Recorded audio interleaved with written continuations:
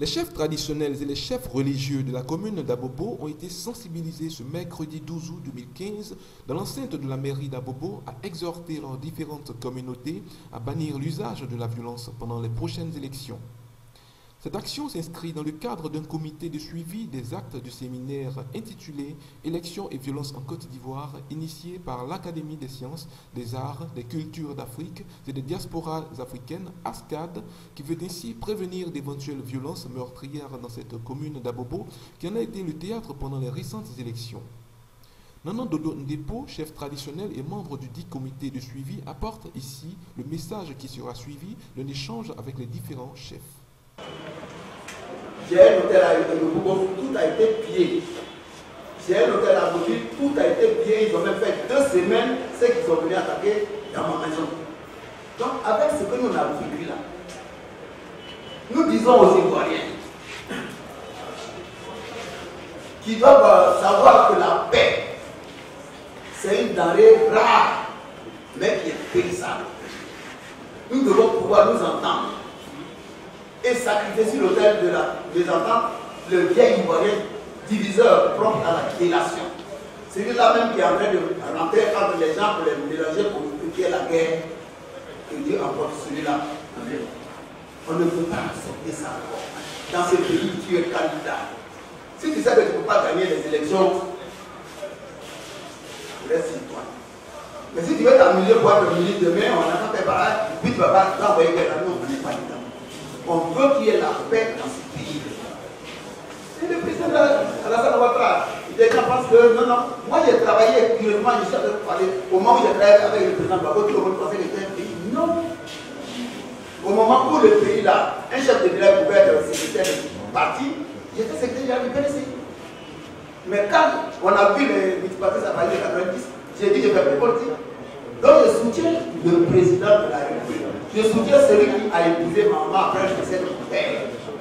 Celui qui a épousé ma maman, c'est mon père. Donc, je soutiens le président de la République et non un candidat d'une structure politique. Donc nous demandons aux citoyens de veiller sur la paix comme ils veillent sur la prunelle de leurs yeux. Qui peut donner son œil à ça? La Côte d'Ivoire, c'est un pays béni de Dieu. Faisons en sorte que ce qui est arrivé n'arrive plus dans ce pays. Mon frère a dit qu'on n'a pas de pays. Et puis ici, vous voyez, il y a beaucoup de choses que vous pouvez dire, mais ce n'est pas le moment parce que bientôt le président va nous recevoir pour nous donner le statut. Et on vous dira ce qu'on a eu à dire quand on est parti de chercher au Gabon. Nous qui sommes partis de chercher au Gabon, ce qu'on lui a dit, il est en train de respecter ce qu'on lui a dit. Donc, disons que les Ivoiriens, vous devez être sereins. Des frères, les imams et les chefs traditionnels ont donné l'exemple. Surtout les religieux catholiques et les musulmans, ils sont ensemble. Faisons ensemble, peut-être ensemble, tous. Et les chefs traditionnels, je vais vous la dire dans le Maroc, hier, on était des partisans. Aujourd'hui, on doit faire en sorte de protéger nos enfants. Parce que le chef traditionnel qui se porte politique, c'est dangereux pour lui. Parce que dans ton village, si tu juges 2 personnes, tu donnes tort à un, alors qu'il sait que tu es dans un parti politique, il dit c'est parce que je ne suis pas dans ton parti politique, tu m'as donné tort. Faisons en sorte d'avoir tout le monde, le chef traditionnel doit diminuer, doit faire en sorte qu'il y ait la paix. Parce que depuis la nuit des temps, nous on était là pour réconcilier les gens, pour que les gens puissent s'entendre, parce que sans paix, il n'y a pas de développement. Or, le chef traditionnel, son parti politique, c'est la paix. Voilà. Sans plus tarder, on dit, c'est un échange. Je pense que nous sommes en phase dans notre univers. Vous avez parlé. Tout le monde est instruit de ce que nous avons vécu. Et nous sommes venus donc pour que nous conjuguions ensemble les expériences, les échanges, les conseils afin d'aller à la cohésion sociale, d'aller à la paix. Nous allons donc, comme d'habitude, vous demander d'intervenir. À mon sens, le problème vient de ces candidats. Ceux qui sont chargés d'organiser les élections et les candidats. Nous sommes ensemble ici, la population n'a pas de besoin. Parmi ces chefs-là, moi j'ai beaucoup de amis. Ces ministres-là, nous sommes ensemble, toujours, il n'y a pas de problème. Mais moi je pense que vous devez parler à la population, c'est normal, pour faire comprendre les gens le sens des votes, des choix, démocratique. Mais il faut plutôt parler beaucoup aux candidats. C'est là-bas le problème. Je donne un exemple. Vous êtes 5 sur la table de séance. On veut voter entre vous. Chacun de nous va avoir un préférable. Moi, je vote pour tel. Je vote pour tel. Je vote pour tel. On décortique. Moi, mon candidat, j'ai trouvé qu'il n'a pas gagné. Mais lui, il se lève, il dit non, on m'a volé ma victoire, moi je ne suis pas d'accord. C'est là-bas que ça vient le problème. Ce n'est pas la population. Ceux qui sont candidats, même s'il y a 2 personnes, c'est qu'il y a une personne qui va tomber. Mais il faut sensibiliser ces 2 personnes-là pour dire qu'il y a forcément un qui va tomber, il y a une seule personne qui va venir à la tête. Là, si lui accepte le résultat, il n'y a pas de problème. Merci. Et vous saluez.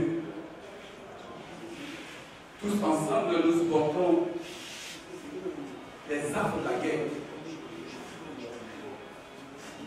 Et tout à l'heure, Nana a souligné un problème important. Donc tous avions été victimes. Comment faire le kalash? On fait le kalash à 1 mètre. Elle n'a pas de plan grâce à Dieu.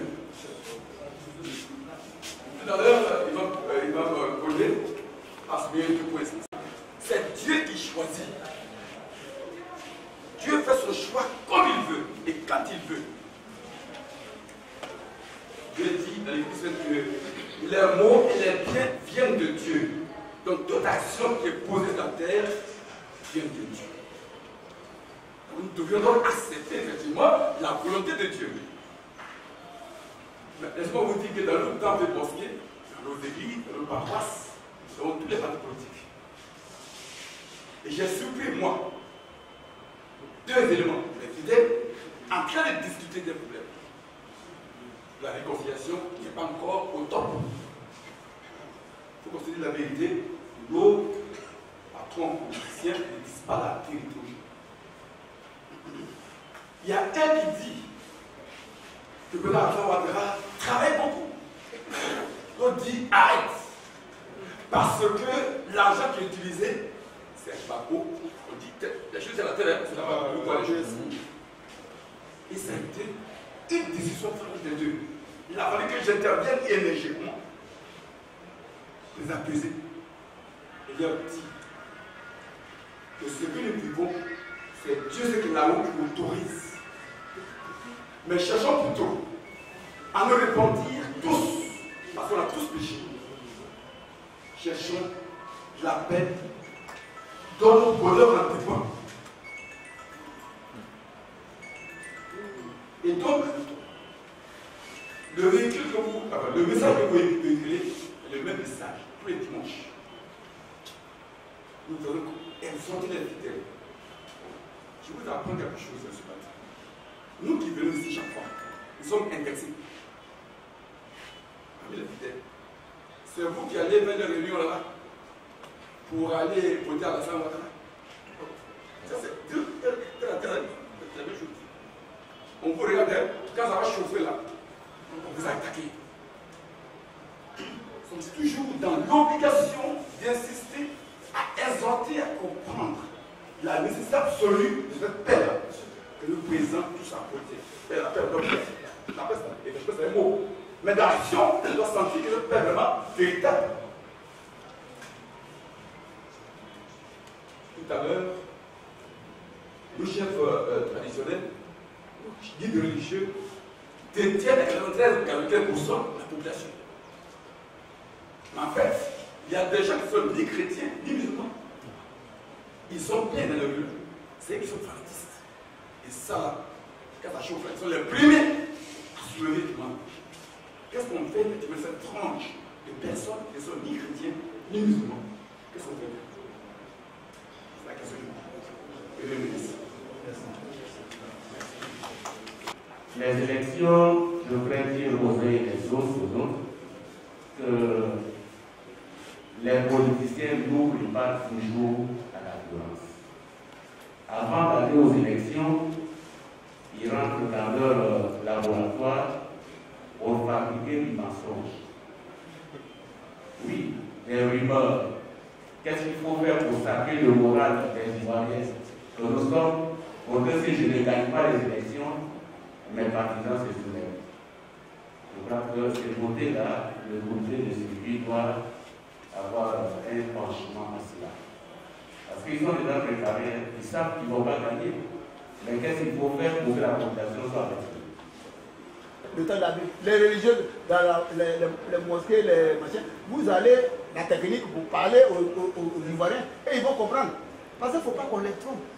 Parce que nous, nos enfants ne sont pas aux États-Unis. Hein. Aucun enfant de ministre n'est mort. Ça aussi, c'est la vérité. Et quand nous, on les suit, parce qu'ils nous donnaient 5 000 francs, plus de 50 000 francs, on croit que le jour-là, c'est gagné. Non. Nous, les chefs même, si le président nous a fait confiance, on ne veut pas dire que vous soyez RDR, mais soyez des chefs de développement. Si chez vous, ça marche, la population est contente, c'est votre cadeau le plus fort. Mais quand vous donnez 1 million dans la poche et que vous poussez les autres à faire, attention, ce n'est pas bon. Ça,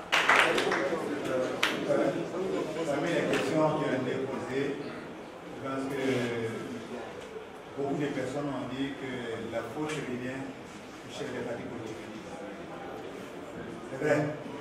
Mais ce que vous devez savoir, c'est que la conquête du pouvoir rend aveugle. Si on prend tous les candidats à la présidence, nous on les réunit, les chefs traditionnels et les religieux, pour les parler. Ils vont dire qu'ils ont compris. Ils vont dire où touche la religion. Ça, tu ne peux rien penser. Alors, nous, quand on veut voir quelle est l'alternative qu'on va utiliser, en plus de ça, on va leur parler, comme on a dit.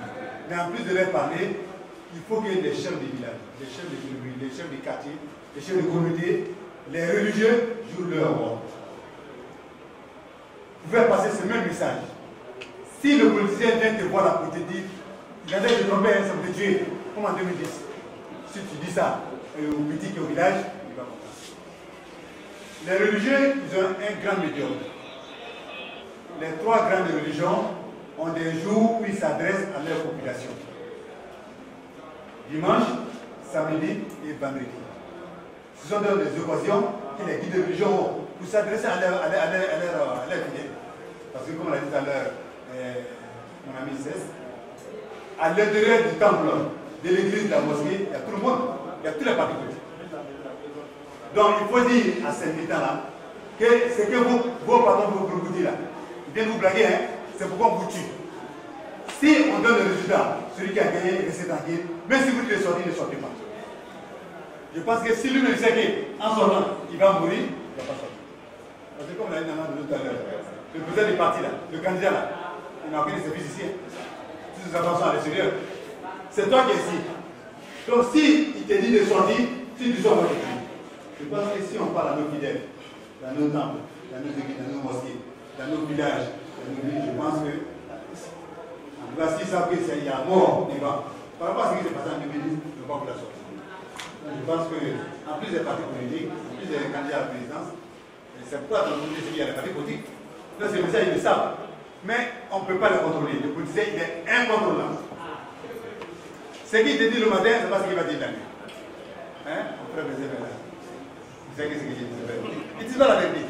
Et ça pour eux, ça c'est la politique. Alors que la politique n'est pas pour mentir. On donne la vérité à la politique. Mais en tout cas, en Afrique, le politicien, il dit le contraire de ce qu'il veut faire.